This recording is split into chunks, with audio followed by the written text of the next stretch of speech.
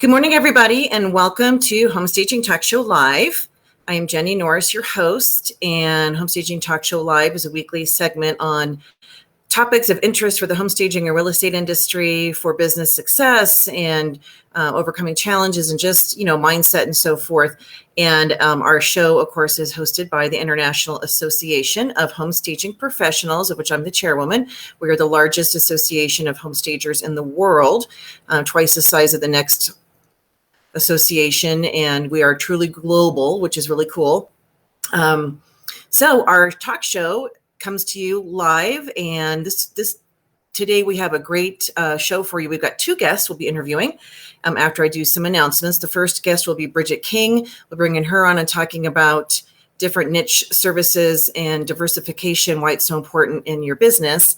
And then Ravi Hutheesing, who's one of our keynote speakers for the conference in September, will be joining us as well. So I'm going to try to play this segment in here to see if it'll play, and I'm not sure if music will go or not. So if you are joining in, if you're tuning in, if you could let me know that you see me, that would be awesome. Go ahead and write a comment. We are streaming live right now to both the Homestaging Talk Show page and the Homestaging Talk Show group on Facebook. And so they don't always let me see who's commenting. I can see the comments, but I can't see who you are. So go ahead and let me know that you are joining us. And thank you.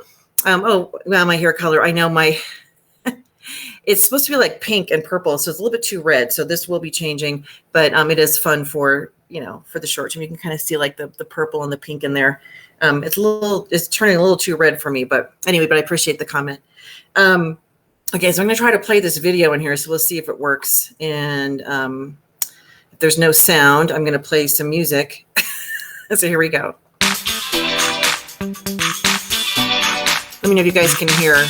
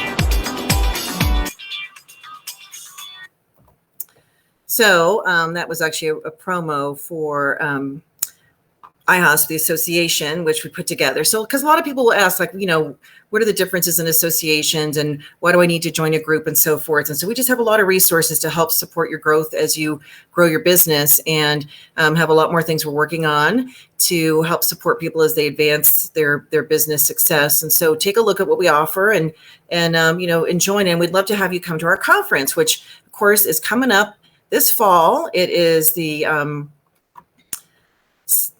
family reunion, IHOS family reunion. We're going to soar together in Denver, seek opportunities and rise and reach new heights of success. So our theme is soar. And that came to me sort of last year, the word rise, rising above their circumstances, rising above challenges and so forth. And, kind of came up with the theme for our conference, tied it together. And when you look at the definition of soar, we've talked about this before. It means more than just to fly. So when you see a bird gliding in the air sort of effortlessly, so they flap their wings to get up there. So they've exerted the effort to get where they need to be, and then they can glide. And, we don't want business to be challenging and a struggle all the time. There's a point where, when you put processes and systems in place, that's the goal, that things should be more streamlined. And of course, there's always going to be, hiccups along the way. But the goal is to make it easier and enjoyable, fun, and it's not part of our passion. And what are we doing? So our conference is end of September. And of course, it is at the beautiful Gaylord Hotel. So I was just there a week ago on Friday. Last Friday, went there to take a look at our space. Getting really excited to have everybody come to Denver. This is the picture of as you walk into the hotel, this is what you see. There's a big, huge lobby area, that extends the whole length of the hotel. And you walk down the stairs, and this is the big sort of the lodge opening setting. And there's restaurants and waterfalls, and there's actually a caboose of a train and the thing. So it's quite large. And that view right out the windows there is of the Rocky Mountains, which is very cool. So September 24th, 25th, and 26th in Denver. And of course, our speakers, we've got a great lineup for you. These are our keynote speakers. So we get to hear from Ravi today. He'll be joining us. And so we got Chris Widener on the left, best-selling author, 22 books. And he'll be our business keynote speaker. Ravi is our mindset keynote speaker. He'll be talking on pivoting and staying relevant versus redundant, being able to make changes that you need to in order to, I love that word, stay relevant versus allowing people to pass you by because you refuse to change and adjust. And Chris, of course, is talking about making a big impact in your business. Then Johnny Fowler on the bottom right is our marketing keynote. He'll be part of our new designation that we are issuing at the conference. And our conferences are always a getaway with a takeaway. So this year, attendees will earn the sales and marketing specialist designation. And this is not only to help you know how to market yourself better as a business owner, but more than that, extending your reach out to your clients and adding value by how you're able to help promote them and their business, and learning how to do that and why that's important. So the sales and marketing designation, specialist designation. So Johnny will be part of that. And then Deshauna Barber, she will be our inspirational keynote. And of course, if you don't know who she is a former Miss USA 2016. She was the winner finally. Her story is quite amazing, and hopefully we'll be hearing part of that at the conference. And she's also an Army captain, business owner. So we're looking forward to hearing what she has to share. We also then have our main stage speakers. So these people will be sharing sessions from the stage. Joseph Hecker on the left is also part of the sales and marketing designation, as is Joanne Winnett-Leary and myself. So all three of us will be contributing content to that designation with our different topics. And then you have a realtor panel that will include John Norris, Stephen Norris, and John Reagan, and plus another local that we'll be bringing in, local realtor. And then Sandra Reyes will be talking about trends. Nancy, the conference is in Denver at the Gaylord Hotel. So it's actually Aurora. So it's right by the airport is the hotel. And so it's Denver this year, which we're excited to bring everybody to HQ headquarters, because that's where we live. And so looking forward to having everybody with us. And you guys can find out more at, I don't know if I could put this in here, ihosconexpo.com. I just typed in the website address for you guys to check out the conference. And then we have our breakout session speakers. And I love this saying, breakthroughs happen in the breakouts. And the breakout sessions will be geared towards level of business owners. So if you're beginner, intermediate, or advanced, we have topics for you. You'll be able to hear 3 speakers, and there are 9 total that will be having join us. And so we will be putting people in different rooms based on your experience, but all the sessions will be recorded. So even if you don't get to see one live, you'll be able to watch get the information and watch it via video. We've done that the last couple of years, and that really seems to work out well. So looking forward to having all of these wonderful speakers. We have June Carter, Marianne Cherico, Bridget King, Karen Mendenhall, Kat Trelinos, Teresa Thomas, Amy Powers, and Leslie Kramer in the breakout so far, which is exciting. And we will have our fun awards dinner. So this year, instead of doing the awards gala and so forth on the first full day of conference, we're going to do it on the last day. So Sunday evening, we have our Roaring 2021 gala, Great Gatsby Gala. And so we always do a theme. We think it's fun, and people can come dressed up, or you could just put on a string of pearls or something like that. If you don't want to get a full, flapper dress, that's totally fine. But it's going to be the awards dinner and dancing and fun. We're going to wrap up our conference with a celebration, have fun. It'll be a great time. So we're really looking forward to that. And so don't wait to get your registrations. We need to know if you're coming, first of all, because I have to be able to update numbers for the hotel. And of course, we have special rates with the hotel that are only good for a short period of time. The month before the event, they cut me off, but I'm negotiating that to try to make it go a little bit further, a little bit longer. So we do have our advanced stager training, which will be the 27th and 28th. So Monday and Tuesday following the conference. If you are a six-figure staging business owner or you're close, register for this, because it's not like a seminar where you're sitting there and people are talking at you. There'll be people sharing, but it's going to be very interactive, and you're with your other colleagues who are six figures and above. And there's just a lot of challenges that when you hit that level and start to grow, if that's your goal, there's challenges, logistics and things that occur. And sometimes we feel like, gosh, I'm the only one experiencing this. And you find out that others have definitely experienced that or are going through it right then. And we talk through solutions and different things that we need for our businesses. So the advanced stager training will have two of our keynote speakers. This is the first time we're bringing them in. So it's a privilege to have Chris Widener and Johnny Fowler joining us for the advanced stager training. And then Frank Moyer on the right will be talking about financial planning and so forth, which is so important as we grow our businesses. You start making more money, and then you have to start thinking about, as a solopreneur, entrepreneur, investing in your future and your retirement, because eventually you're not going to be doing this. And so he'll be giving us some strategies for that. Joseph Hecker will be sharing, John Leonard Weary, Sheila Dragon, Sandra Reyes, and myself, and possibly a couple other people will be there to share. And again, it's very interactive. So six-figure and above staging business owners, when you register for both the conference and the advanced stager training, you're going to save $100 off the advanced stager training. So make sure to look for that when you are registering.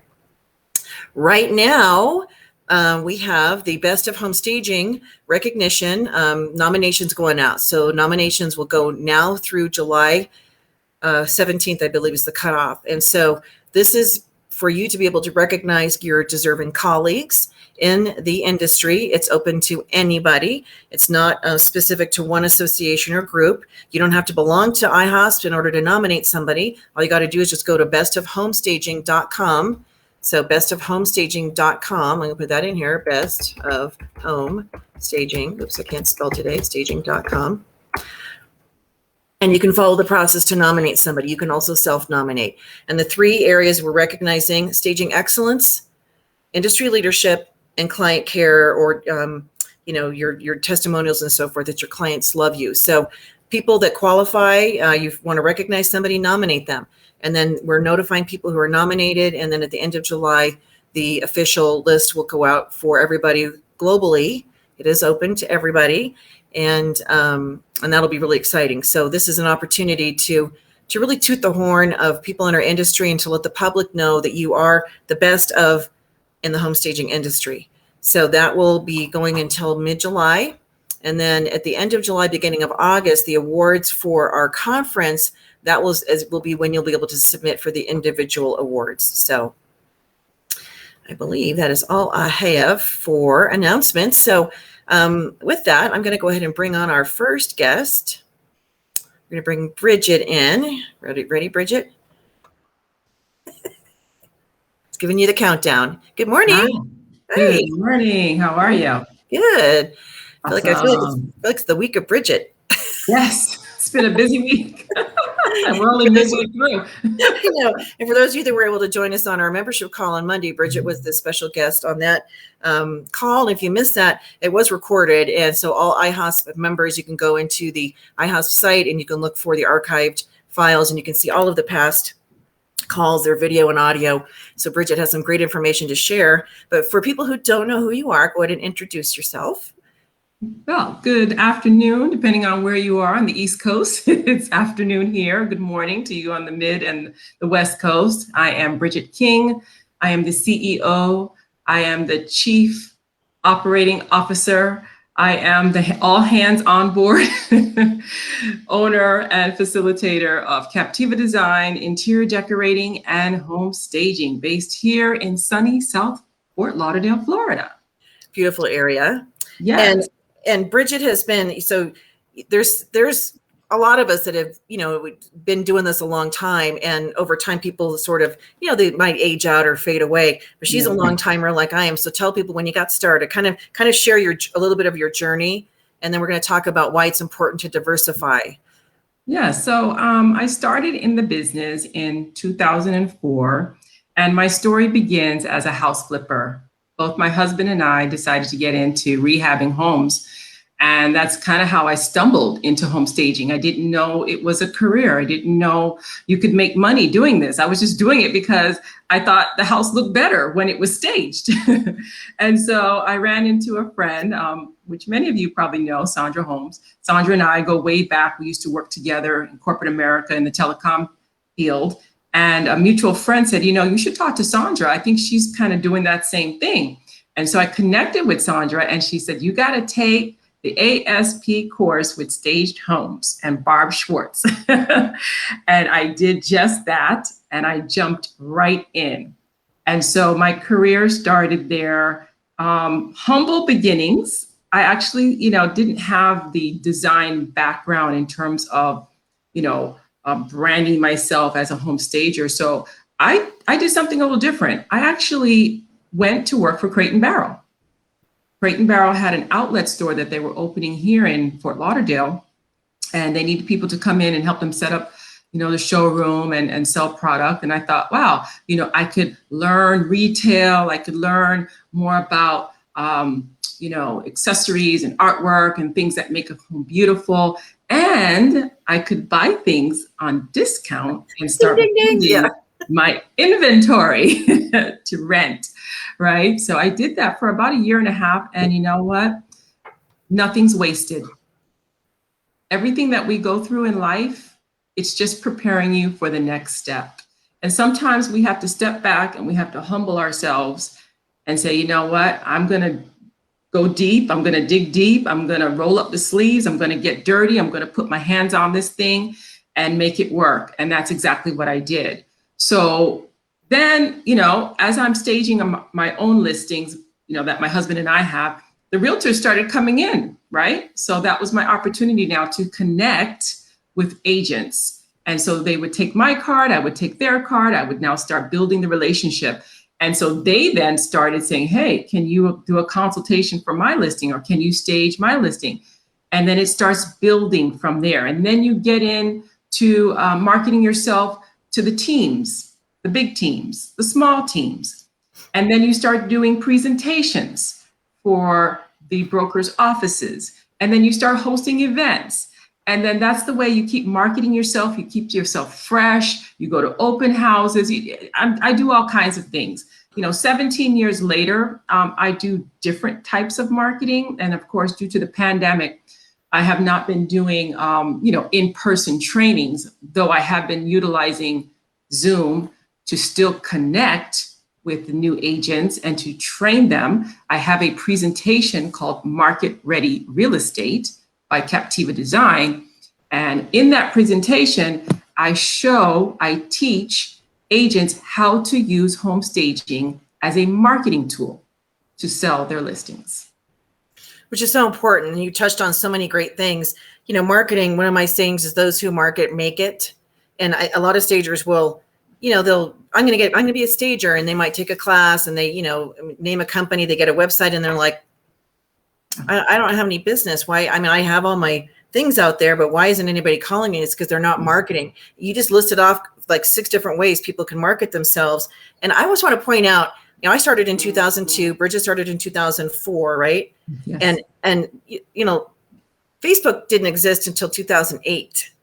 Right. And, Twitter. So a lot of the social media didn't really come into play until the late 2000s or, first part of the 2000s. And so, we built businesses without all of the social media, having to be feet on the ground and hustling for the business. And so there's no, it kind of takes away the excuses from anybody saying, well, I can't I'm not able to get any business. I don't know how to market myself. And it's like, where there's a will, there's a way. Yes. I think in many ways it's easier to reach people because of social media and the mass audience. But one of the words you said was relationship, and how important it is to cultivate that.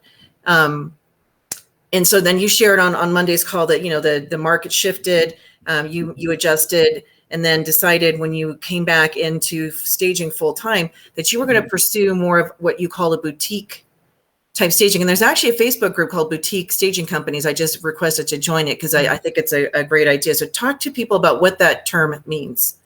Right. So when the market crashed in 2008, a lot of people don't know this. I took a little hiatus and I actually went back to corporate America. Very short-lived time, but I got nervous. I didn't know where this was going. And, you really have to follow your passion in your heart, because I went in there and I was so miserable. I was just beside myself. And I felt so bad because I wasn't even on the job 2 months. And I told them, I'm out of here. Peace. And I just decided, I don't care what happens in this real estate market. I'm going to make it work. And so I shifted into interior decorating. And there was a course at the time that was being offered at our local, back then we called them community colleges. And it was an 8-week course on interior decorating. And I took it and I got the basics. Then I also went to, at the time, we had a school called the Art Institute here in Fort Lauderdale. And I decided to enroll and take some classes in that as well. Again, so that I could understand, design and decorating, interior design, that's a different monster, right, from home staging. But I could see where I could start working in that until the market, ticked up instead of down. So that was my filler. And I already had contacts in the real estate community. And so I would just reach out and let them know, hey, I'm decorating houses too. And I can help you with paint colors, and I can help you, with a little bit of your landscaping, and just varying the services that I offered. And what is exciting about the conference that's coming up is in my vision board, I always wanted to be able to do training and teaching on a larger platform, because I do a lot of mentoring and training and teaching here locally to stagers that come and work with me and train with me. But I wanted to, take it to that next level. And so I'm so excited to share 17 years of knowledge and how I built my business from the ground up. Started buying inventory, and I went and got a little storage unit and, packed that to the max and rented it out and rented trucks and pulled in friends and family to help. But, I was getting burnt out over the years. And I would say within the last 3 years, I said, what, I'm going to focus more on redesign. And I'm going to focus on offering additional richly layered services that I can market and make money, but still not have the wear and tear on my body as I'm getting older. I've had a knee injury. People don't know that behind the scenes is rigorous to make those houses look beautiful, what we have to go through in the snow, in the summer. And so I just had a mind shift, and I'm preparing for retirement because, as you mentioned, I will not be doing this for another 10 years. So the goal is to build the team, run the team. If I feel like working, I work. If I don't, great. So that's kind of my long-term, 5 to 7 year plan. And so I have come up with 7 profitable revenue income streams that I want to teach and present to those super stagers who are signing up for this amazing conference. Let me add, the biggest part in growth and development in any business is to learn. You are always learning. You are always need to be in a mindset of obtaining information and doing research. I tell the girls that work with me that the internet is infinite. That's cool. It's not finite. Yeah.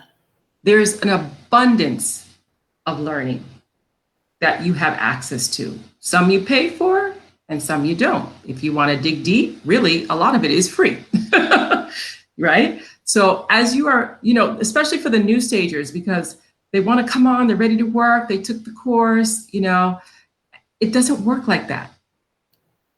Unless you already have an inside connect to Coldwell Banker and Keller Williams, and they just start feeding you work, then you are very blessed and highly favored, because that's not the typical way that we build a home staging business, right? Right. So teaching, learning, and growing.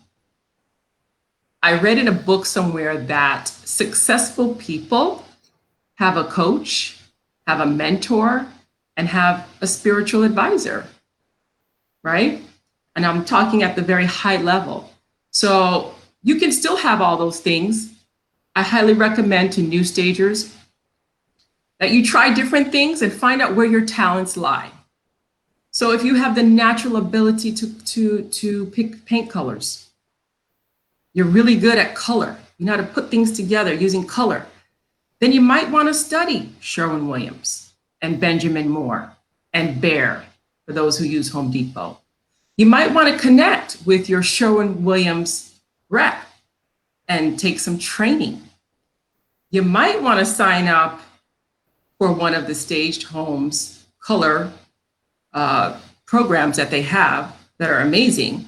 And they really don't cost a lot for the investment and the return on the investment.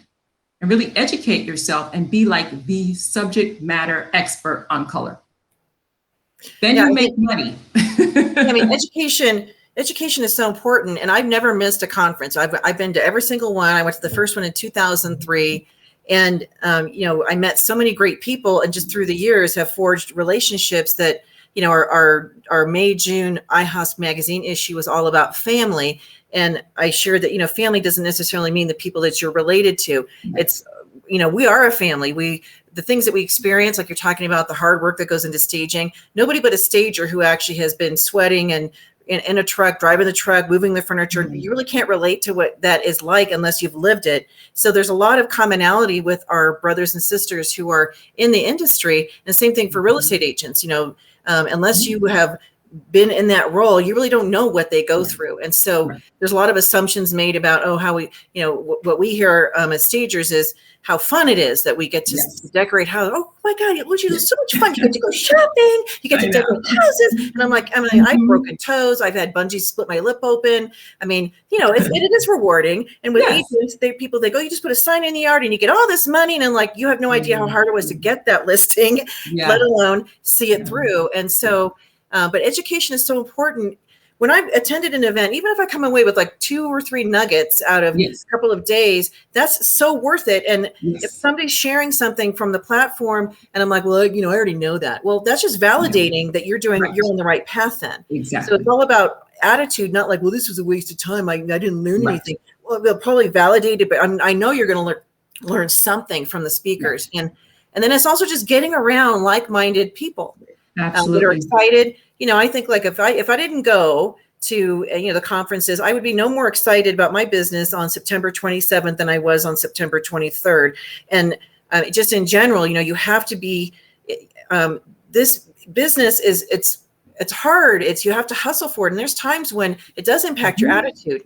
And people might question, like, what am I beating myself up for? I was running an interior design site on Facebook, and this person was just like, I'm giving up. My clients are so negative this year. I just can't take it anymore. And this person is just going to quit. And I'm like, well, I first of all, I can't afford to do that. We need income. But secondly, it's like, well, if I had that situation, maybe it's just making a mind shift and getting around other like-minded, positive people, because you can have things coming at you that are, sometimes challenging, and then being able to bounce ideas off of colleagues, is so rewarding. And you're the president of the South Florida chapter as well. Correct. And we have an amazing chapter. We have a lot of new stagers that have come on board. I try to recruit as I, go about my day. People call, the people find you on the social media and they're like, hey, I want to be a stager. So I said, you know what, come and see what we do.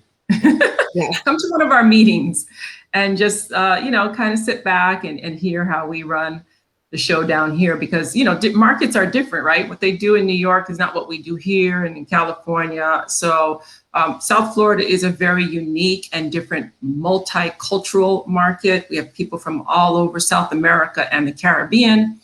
And so, it might be different to, a small town in, Mississippi, the way that they stage homes and the way that they relate to their clients. So our group, though, is filled with a lot of talent, a lot of talented men and women here in South Florida. And, it has been my intention since day one is to really build community. Like, we're all here for each other. It's not competition. I refer people to the colleagues I work with. They refer people to me. And when you have that community of people on the local level, that we can meet and get together, that does help. I find that a lot of new stagers feel like they're out in the desert all alone, and they don't know how to price, and they don't know how to, do a quote, and different things like that. So having our local chapters throughout the country, I think is significant, and it is important that you belong to a part of like-minded people if you really want to grow and develop yourself as well as your business. Absolutely. So I highly recommend that. Yeah, I mean, I think that's so important. And people might think, well, I have to go it alone, or they think, right, oh, I'm not gonna reveal what I do because you're my competition. Right. First of all, people can't steal your clients. When you have a relationship, your clients are going to stick with you. So you don't be in fear about like, oh, they're going to take my business. And staging is, I say it's not rocket science. I mean, it's there's steps that we take, there's processes. It's not secretive. I mean, a lot of that stuff is public information out there. So it's just a matter of plugging in to a group that will support that and collaborating and refer. And I love that the chapters refer. So I don't look at it as not negative competition. As somebody who comes at this industry with that kind of attitude, they're not going to last long because it's it's unique. We need each other. And I'm also even thinking, like we talked about this on Monday, just to touch on it, but we're both in our 50s and early mid 50s, and so we're going to age out of the industry, and we better start. All of us that are have been doing this for a while, we have to start thinking about, well, who's coming up behind us?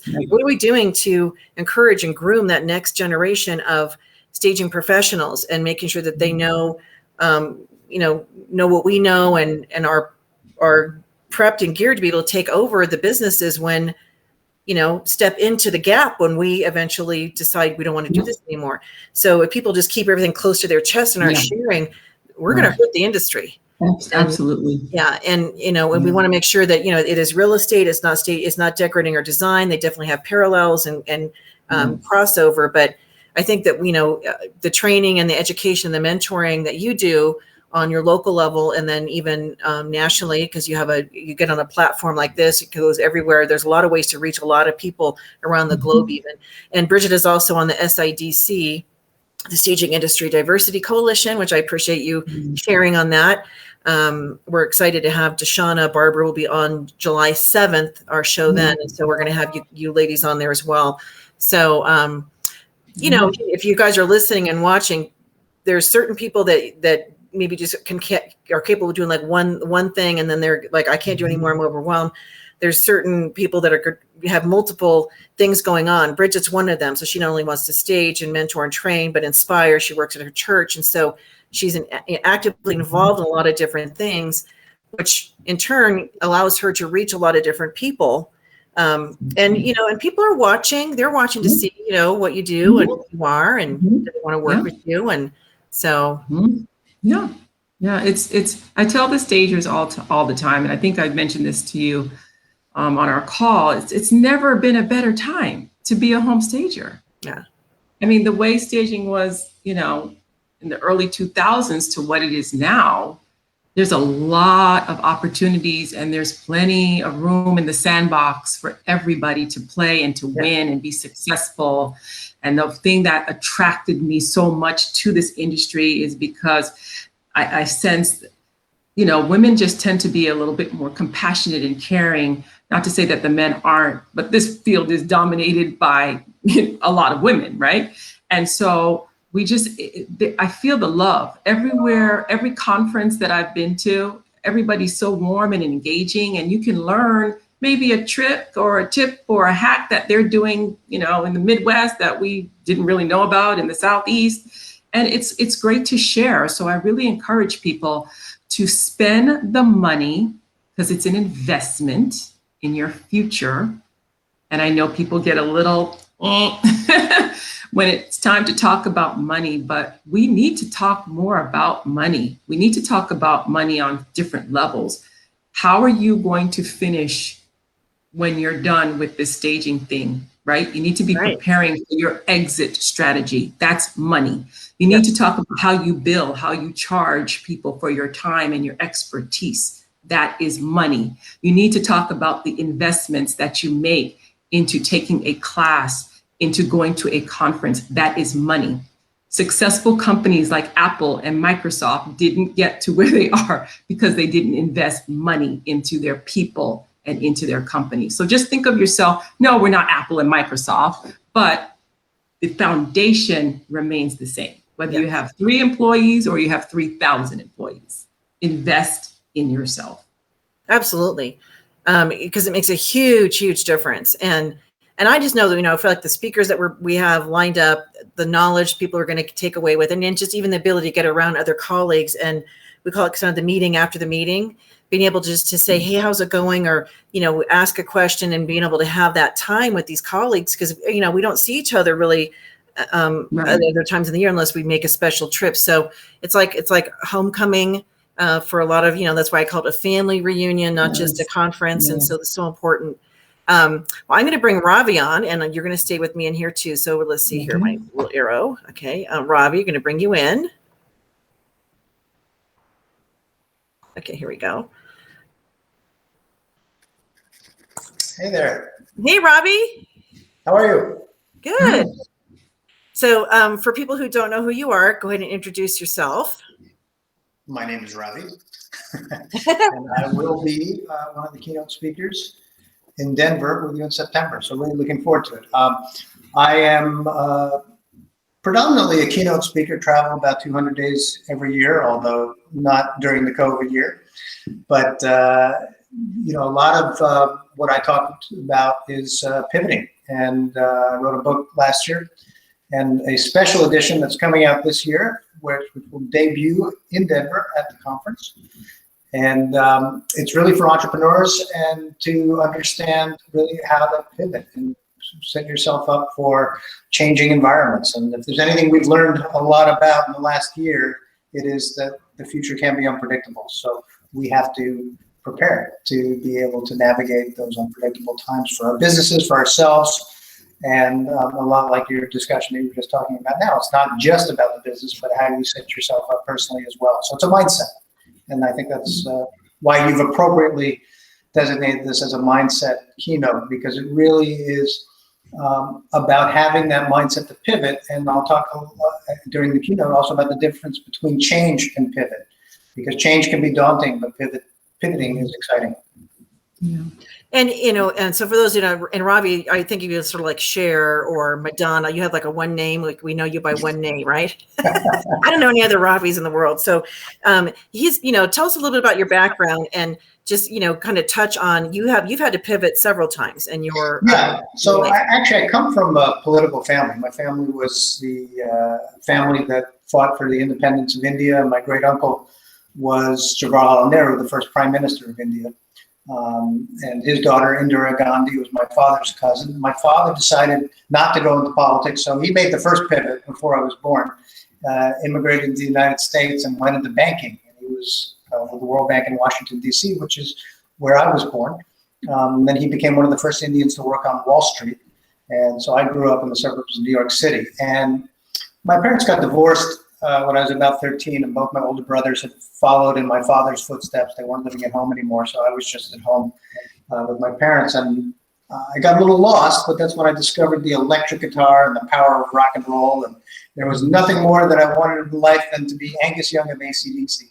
And I think my mother was happy that I was into something. And so she got me an electric guitar, and I pursued that dream and, worked really hard as a musician. And then in 1997, I was lucky to get the gig to be the guitar player for the band Hanson. We were the top-selling band in the world that year. And I got to do everything I ever dreamed of, from playing Madison Square Garden, along with Aerosmith, to David Letterman show, Saturday Night Live, Jay Leno, all that stuff. And it was very exciting.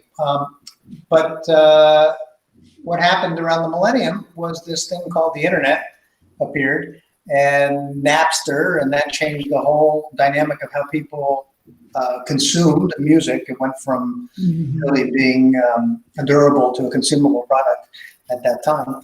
And it was the record industry didn't know how to manage it. So all of our contracts disappeared, and I had to pivot. And that's when I decided, well, what are the chances really of getting to be, at the top of the music industry twice, let alone once? So I decided to take that story and do something with the story. And I started writing. I wrote a book that Simon & Schuster published. I started going out and speaking at conferences about entrepreneurship as an artist, and forging a career in the vortex of what the internet created. And like you were just talking about, then 2008 hit, and the economy crashed, and all my sponsors disappeared, and conferences weren't doing very well, magazines weren't paying anything anymore, and so I had to pivot too. But I think the difference for me was that instead of going back to what I was used to, my comfort zone has always been trying something new. Actually, that's when I'm most comfortable. And so it was in 2008 where I said, I've always wanted to learn to fly airplanes. And I went out and I got my pilot's license, and then pivoted into becoming an aviation speaker. I'd already been speaking in the music industry. I started writing for aviation magazines, had written for music magazines. And I took what I learned from Hanson, which was the millennial generation. That was the birth of the millennials.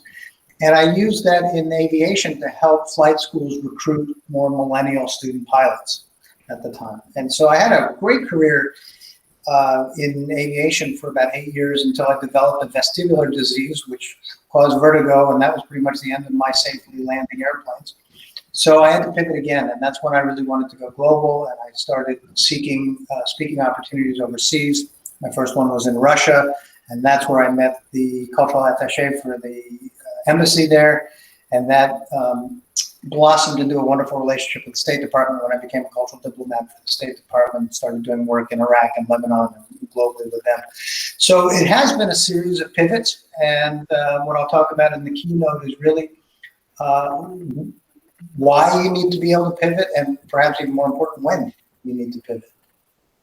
So important. And I kind of harkening back to AC/DC is one of my husband's favorite bands. But I'm glad you didn't put he's got that little outfit, the little schoolboy outfit he always wears. Will you wear that to the Gatsby Gala? Yeah, exactly. We'll have that ready for you to wear.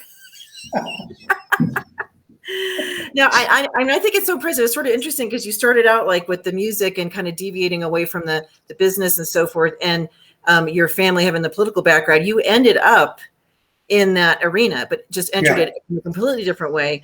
And what you're doing with the cultural, working with the different cultures using music, I think is so interesting. And so I don't want to steal the thunder. If you're going to be talking about that at conference, you have to come and listen, because it's really remarkable, the approach you've taken using music as a catalyst for bringing people together that normally have been taught to hate each other. Yeah, I mean, I'm very proud of the work that I do, and I think, I guess in some ways it's remarkable, but I don't think it should be remarkable, because each of us have this ability within us, and that's what my goal is to help everybody recognize that actually they can do that. And they're just some basic ingredients that sound simple, but are not that simple. But things like confidence and a willingness to fail, and an appetite and tolerance for risk. But again, it comes down to a mindset. And when you find ways within yourself, which I'll talk about how you develop the confidence in order to take the risk and to be willing to fail, that's an important thing. Don't fear failure, embrace failure. This is the best learning opportunities you get come from failure. I used to still do sometimes. I sort of go to bed at night and going, what did I fail at today? And if I didn't fail at anything, then I didn't push myself hard enough to go out of my comfort zone. I'm not growing and I'm not learning. So we all have to be lifelong learners and have that mindset, because that's the way that we can really navigate these most unpredictable times. Well, yeah, and I shared this on a show in the past. It just kind of occurred to me when you were talking. There was a guy that talking about failure. So he wanted to leave his corporate job and take a big risk. And at the moment he did that, I think one of the big account that was going to support him like dried up. And so he's like, holy crap, what have I done? I left my job. I don't know if I'm going to make it. And so he purposely put himself in situations where he was going to be rejected. Because that's, I think, one of the biggest things that we fear in business is not only failing, but also hearing the word no and being rejected. And so he would deliberately ask things like he'd go to, he went to the, Annie Ann's Pretzels, and he asked for something that they wouldn't even normally make, or he would, put himself out there and just do these outrageous requests for things, knowing he was going to hear the word no. And so that was his goal every day, is to get a no. And so out of something like 1,000 attempts, he got, 2/3 no's, 1/3 yeses. And it just was, so I should look up the article again, but that's kind of, we don't have to be afraid of failure. People talk about it as the first attempt in learning. Right. For something to be the 5th attempt in learning, or the 50th attempt in learning, or the 500th. I mean, you look at like Thomas Edison and these, people that have invented things. If they gave up after failing the first time, they wouldn't be the ones that brought us electricity or whatever. So I love that mindset, and not to fear failure, but to embrace it. Yeah, and it's funny. I always talk about how yes is the best answer, but no is the second best answer. Maybes are kind of a waste of time. They string you along for a long time and consume your energy. But no's are great. It's great when somebody tells you no, and it's mainly for this reason. You then have the opportunity to say why, and that's a learning opportunity. It's just happened to me this morning. It happens all the time. Somebody said, no, we went with another speaker. Okay, but why? And then I discover why, and I figure, okay, well, there's nothing I could have done about that anyway. They wanted something else. Or you figure, well, I could have tweaked my proposal this way so that they understood that I was actually going to deliver what they're looking for. And I just didn't communicate that as well as I should have. And the opportunity is that not only does it not end with a no, but you learn something from the why. And during the process of engaging with this rejection in the why, you develop the relationship. And what's going to happen is next time that person's going to come back to me, I will be better prepared, and we have a rapport now. Whereas if I just took the no and crawled into a corner somewhere and felt badly, for the day, I have no opportunity to pivot that rejection into a future opportunity. And so are you in the United States right now, or are you in South America? Yes, I just got back a couple weeks ago. So Bridget, you were talking about how a lot of the people in South Florida are from South America. So Ravi, you have a place in Colombia? In Chile. Oh, Chile, Further. yes. Yeah. And so you were saying that, as far as, so from a global perspective, so both of you guys work in markets that are, obviously you've lived internationally, Ravi, and Bridget, you're in a global area where it's a global influence. And how does that impact, your business as far as relatability? And so Bridget, I'll ask you first. So how do you have to adjust or pivot so that you relate to the various cultures? So one advantage that I do have is my family is from, can you hear me? Yeah. My end, it froze. Hopefully people could still hear. Okay. So I was saying a couple of advantages that I have. One, I grew up here in South Florida. I went to University of Miami. I went to high school here. So I'm very engaged in our cultural community, as I like to call it. Two, my family is from the islands. They're from Jamaica. So I've had the opportunity to travel all over the Caribbean and some Latin American countries. And then number three, I'm a people person. So I don't care where you're from. You could be from Mars. I love people. I'm interested in where you come from and your culture and your food and your art and how you live and breathe and move on the earth. So for me, it's natural, dealing with people from all over the globe.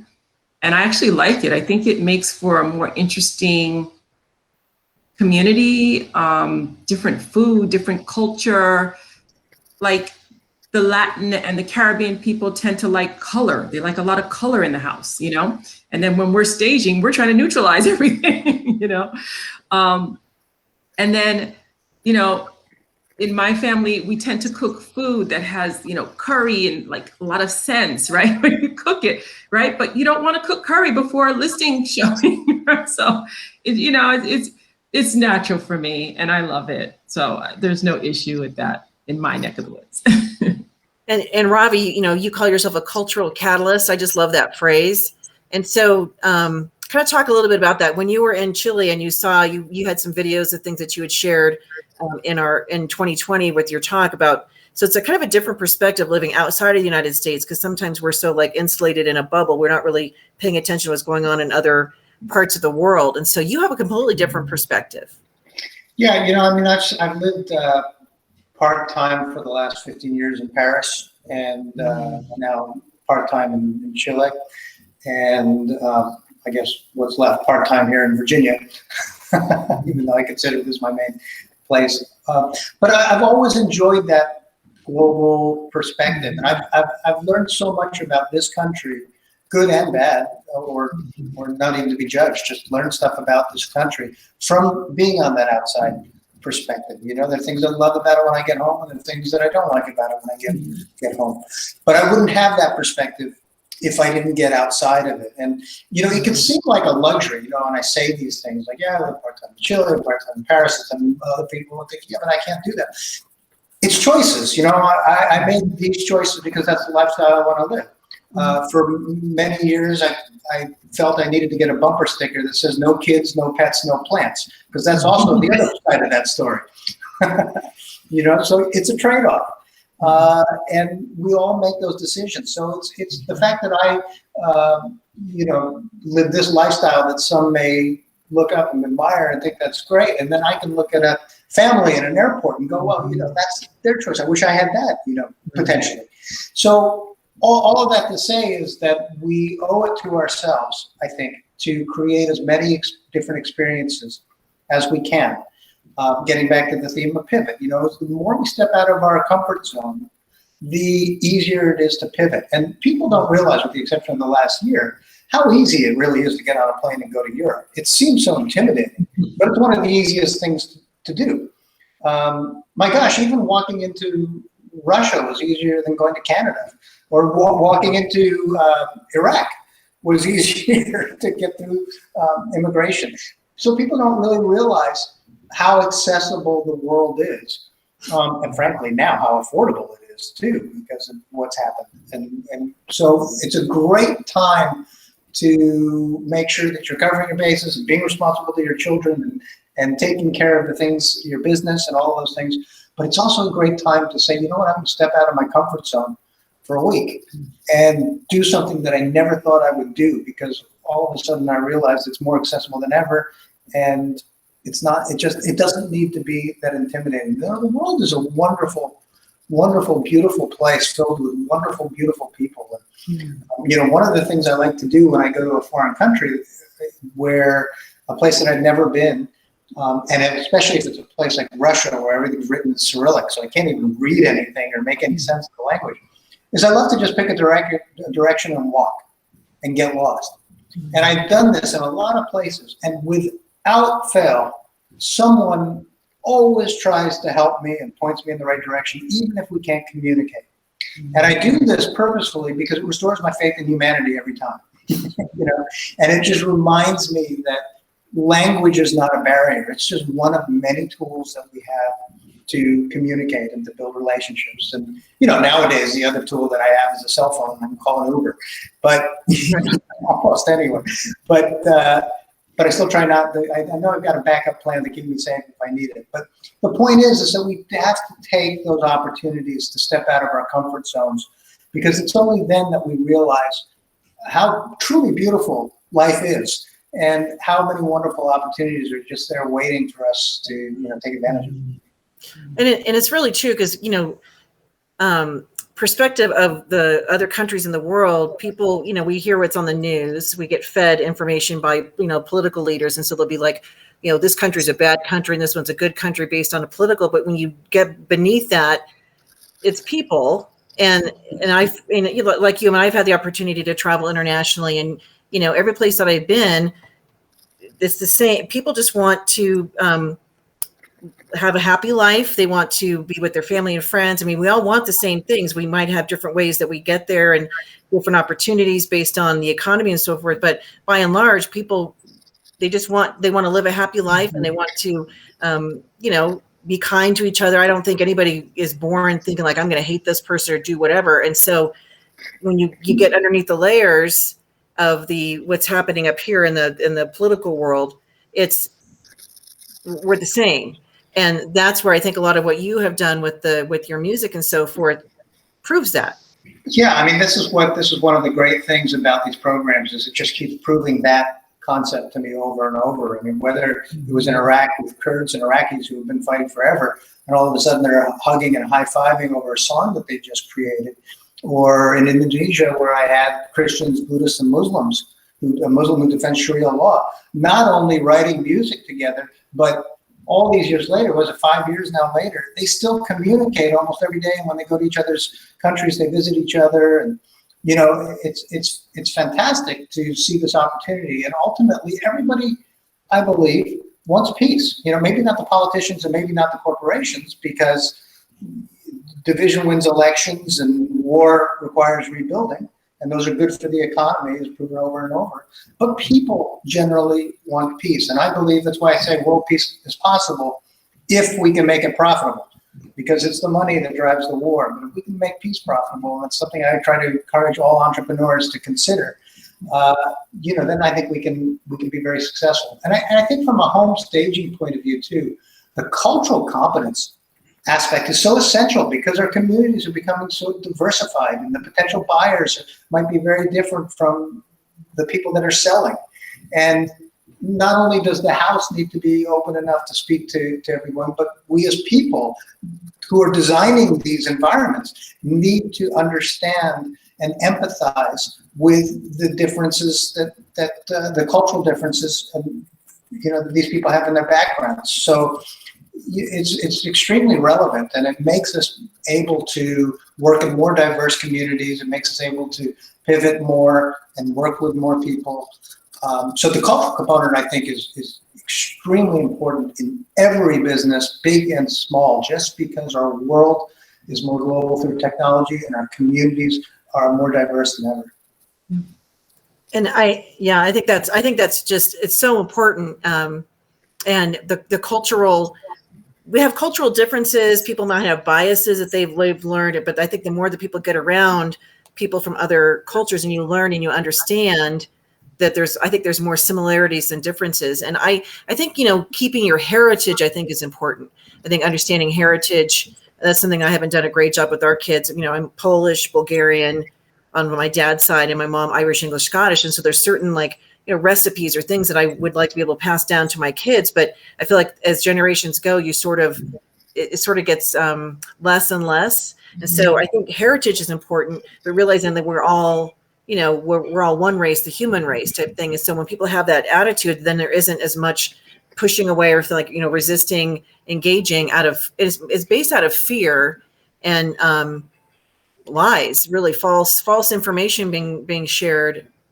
And I think it's very important, because one of the, I believe in globalization actually overall. I think it's good. I think it's expansive, and I think it's necessary as we move forward as a global society. But the downside of globalization is what you're talking about, which is cultural dilution. And we our cultures become diluted to the point where we stop recognizing our own heritage or identifying that way. And that's not all bad, but in a lot of cases, I think as we move into a world that's more technologically dominated, and we move into more artificial intelligence, our identities are going to be less and less about what we do and more about who we are. And it's important, in order to not become a disaffected society, that we know who we are. And that's where our cultural background comes from. And, I define culture as our system of beliefs, behaviors, and values. We have to know that. We have to understand that. And we have to be open and respectful of other cultures. And that's where cultural competence comes in. So I think once we do that work within ourselves, we become much more effective members of society. We become better business people. And we become better spouses and family members and parents and all of the above. So I think it really becomes a fabric. I think it's an important point. We're no longer going to be defined so much by what we do, but more by who we are. Which is really important, because even and I've used that similar wording at the end of your life, and you have like your epitaph or your tombstone or whatever, your eulogy. It's not going to be about, she staged all these houses and she had this really great warehouse full of stuff. It's like the impact you made. Who was this person? So it's always about who you are. That is what really matters most. What we do is a means to an end. It provides for us, but then who we are is, what do we do with that opportunity? Bridget has used it, she serves in her community, her church, she gives back and so forth. I think a lot of people have that mindset of, when you've been blessed with an opportunity, how can I then use that to help better other people? So there's lots of ways to do that. And even with our small, the staging industry is this little microcosm of the real estate industry. We touch a lot of people in the process, globally. So we really have an opportunity, and I think a responsibility to keep that mindset of, being inclusive and, honoring people and their cultures and the industry in the process, because I think it's a privilege when we're invited into people's homes and being part of their process of buying or selling a house or whatever we're doing. So, most businesses, maybe not all, but most businesses are people businesses. And so it's about people. And, when you need to make a change and when you need to pivot, one of the key pivot points, on which you make that pivot, are the relationships that you've built. Those relationships stay with you in many cases and can often transfer. One of my biggest relationships in the music industry was Sennheiser Electronics, that make microphones and in-ear monitors for musicians and all of that. But when I got into aviation, all of a sudden I discovered they made aviation headsets as well. And they became my first sponsor. So it was a deal that I had for music that even though I left the music industry for all practical purposes, I maintained those relationships and was able to pivot that relationship into a completely new industry. And they needed me and I needed them, because we were both from a different industry. And those are the types of things. You can never have too many relationships. You can never stop nurturing those relationships. And those relationships will, in the end, be fruitful in some capacity. They always are, even if they become your supporters or your buyers as opposed to your employers. And I think the nurturing part of it, I think that's something that's actually a great topic to teach people on, because a lot of people don't know how to. You have a client. How do I advance that relationship to the point where you have that lifelong support? Like if you pivoted, that they would be there for you. How do you go from initial just impersonal sort of client, you get to know that, how do you get to that point and nurture that relationship and grow it? Because there's plenty of people that they don't do that at all. There's a realtor in our area that he's got a strong business. Jenny, that's part technology and part mindset. You need a good CRM. That's going to keep you on top of nurturing that relationship. So that's the technology side of it. But the mindset, and this is something that I think I do quite well, and I think lots of people can do quite well, is not just to think, but to act. When you think of someone, don't just think of them. Take out your phone and say, just thinking of you, send, done. Yeah. It's absolutely done. And I do that all the time, every day, because it's just so easy. The technology makes it so easy. You don't have to track it. You don't have to put that part in your CRM. That's just the human element that says, hey, I was just thinking of you. Hope you're doing well. It's funny because we went to dinner with friends that they are in doing mission work in Hawaii. And so they came back here to sell their house in the Denver area. And so it's been like, they left in March. So it's March, April, May, June. So it's been a few months, and she's been on my heart several times, but I didn't pick up my phone and go, hey, just thinking about you. So, we get in our own head. And so she was feeling like, oh, Jenny's mad at me because she hasn't texted or communicated with me. And I said, no. So, but you're right. So many times she was put on my heart and I didn't act. So I think that's the missing link right there. If you ever hear yourself say, oh, I've been meaning to call you. Well, why didn't you? And then oftentimes the person's like, oh my gosh, I was just thinking about you too. So God has put them on each other's hearts. And so it is about acting. And it doesn't have to be like you want to get into an hour-long conversation. It's just, hey, I was thinking about you, hoping you're having a great day. or whatever. And I think it is very easy to do. And it's a good reminder to, when people get you get impressed on your heart, like, why all of a sudden I'm thinking about this person, reach out to them. So yeah, and maybe even if it's very genuine, as it should be. Yeah. The CRM side of it is more mechanical and keeping up a business, but that side of it's very genuine. And you just always tell the person why you thought of them, because that makes it very personal, and it's great. Yeah. Unless it's a negative reason, but. Well, and so everybody watching, so Ravi is going to be on Saturday. You are wrapping up our first day session, so he'll be a keynote on Saturday afternoon, and then there'll be a VIP meet and greet. And he does have the special book that there's a special edition there. It'll be released at our conference, and so I know VIPs, you're all going to get a copy of the book, and we'll do a book signing and so forth. And really looking forward to having you with us. You can stay as long as you want too. I don't know what your schedule is the next day, but we have that Saturday. You want to stay through Sunday, go explore, and then come to our party on Sunday night. We'd love to have you. I'll be there. It's in the Bring schedule. your guitar. I'm not leaving. You said bring a guitar? Is that what you said? Well, yeah, and it's funny because we have a colleague in Houston. So Jeff Wong, and so he's married to Kat Trelinos, and he's a big guitar player, but he's got this huge collection of guitars that was just on display somewhere. So he's offered actually a couple times to bring his guitar to do like some sessions, and then so it'd actually be kind of fun. But I always say to my clients, I'm always willing to close the keynote or hang out at a bar or whatever with a guitar. Yeah. But I don't travel with a guitar, so you just have to provide the guitar. If the guitar is there, I will play it. We'll do that. You just let me know what kind you need. That'd be really fun. So, well, I appreciate both of you being on the show today. The hour goes by so fast, and looking forward to having you both at our conference. You're both speaking. Ravi, of course, is the mindset keynote. Bridget is one of our breakout session speakers, talking about 7 revenue streams to add to your income. And so just thank you so much for joining us, and have a great rest of your week. Thanks, everybody, for tuning in, and we'll be back next week with another segment. Bye, everyone. Bye. Bye-bye. See you soon.